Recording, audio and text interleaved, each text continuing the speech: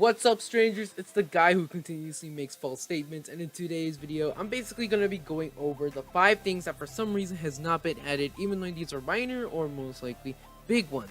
But anyway, yeah, let's do this. So, the number 5 thing I've not been added is basically getting the option to change your name on the defender. Who doesn't like to basically call their defender a failure, or maybe basically like the god's gift or something like that? Basically, changing your defender's name is not necessarily a we need this in the game, but it's like hey, this could actually be pretty cool. I mean, for a little bit more, switching up the game to customize a little bit of your inventory as well, but I think mostly just your loadout of your little dude, calling them either a gremlin or basically a bodyguard or basically whatever you want. It's not necessarily a must this added into the game, that this must be added into the game, but it's like hey, this will be pretty cool if it gets added to the game. Plus, it doesn't hurt the game at all, apart from the fact that it just, it gets the option to actually change your name. Next up is the basic thing or system about going into a game and finding in-game items. Now, I said these, but this can mostly be done by going into a map, for an example, Death Canyon. And you go to the bunker behind the hospital, and in there could be like a saw blade that you can actually pick up and have permanently unlocked in your loadout. Go into your melee, equip it, and get to see whatever it sets it on. Probably like 30 damage per swing, and probably has an ability to probably cut, I don't know, the Tingler's tongue, like, I believe like 2 seconds faster or something like that. I don't know. But yeah, this could be a pretty nice thing, where basically in every single map there'll be like an in-game item that's not overpowered, but a pretty nice looking thing, but at the same time could be overpowered if you use it correctly. And more or less, these weapons could of course be unlocked by just searching around the map, finding it, and permanently unlocking it, plus without even having to play. So newer players can actually have the chance to explore, but at the same time get the feel of the entire game, more or less just look around, get the weapon, and yeah. This isn't necessarily as well as a must, but it would be pretty cool to switch up the game of not paying for everything, but more or less, hey, if you want to, you could find these pretty nice weapons that are around the map. Just one per map or something like that. Not overpowered, but a pretty nice weapon. Next up is basically what I considered a must, is a military map. This is basically, of course, a must, because in every single zombie related genre game I played, there's always a military outpost, or just a military-ish map where they basically have like everything holed up with military towers, outpost towers, those fences with those cinder blocks that have it on top, and of course sandbags everywhere, and with sentry guns, tanks, and those trucks. Now, in this game, the only thing I would actually recommend is them fence gates with those cinder blocks on the bottom holding them up. And then you can have those, military trucks with ammunition or guns in them. Of course, you can't pick up the guns. Well, maybe apart from the fact of the in-game item things. And then finally just have like a bunch of, or not a bunch, just like 1 to 2 ammunition crates just, scattered around. And then you could just have like sandbags, a sentry gun that you of course cannot use. And basically just any of that stuff. Because the only thing we have related to a military outpost is the cinder blocks with the fence gates of the flooded map there in the parking lot, and you have the fences in the Apocalypse Park. That's the only thing I can see that's even remotely Apocalypse military outpost related.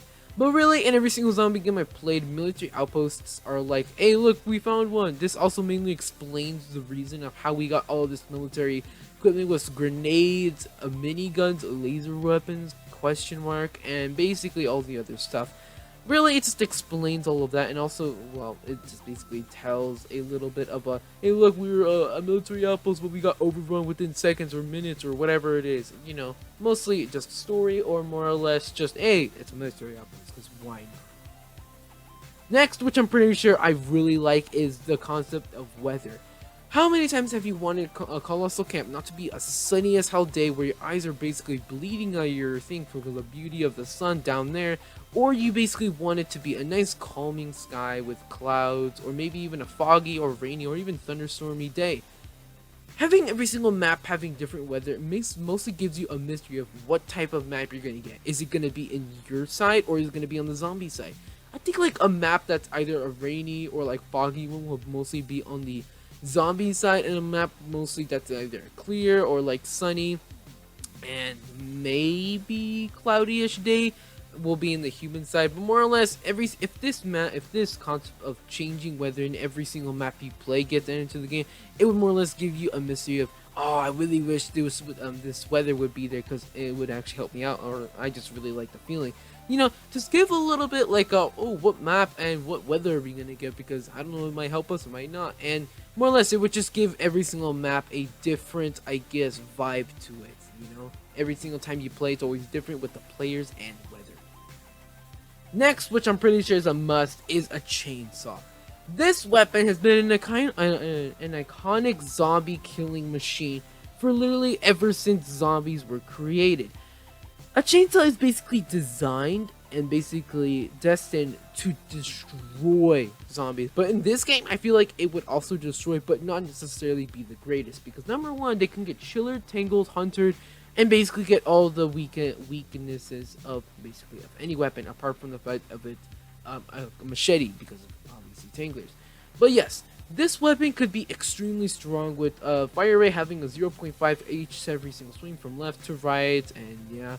And of course has its overheating if you use it for more than like 5-ish seconds. When you keep continuously use it to kill zombies, it could like overheat and you could just use for another weapon. Having a weapon like this basically gives you another way to be like, oh, this gun is really good, because obviously what's it called, it's a weapon that was destined to destroy a huge amount of undead.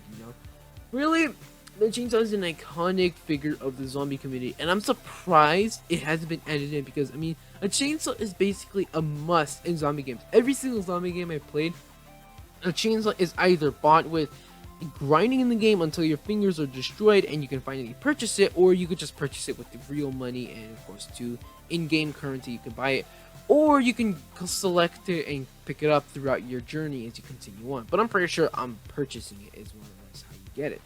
So yeah, 0.5 fire rate, damage could be like 70 or something like that though, but it has a fast overheating after 5 seconds, and plus it still has all the weaknesses of Tangler, Hunter, Chiller, and all those stuff. So not necessarily the best, but it's really strong if you know how to use it correctly. But yeah, those are mainly the options or choices of what I'm just saying. How are these not added in? Because more or less they would fix the game, change it up a little bit, and make it a lot better, especially the weather, military, and in-game things. And more or less, it just gives a lot more options, choices, and a lot more fun and joy into this game.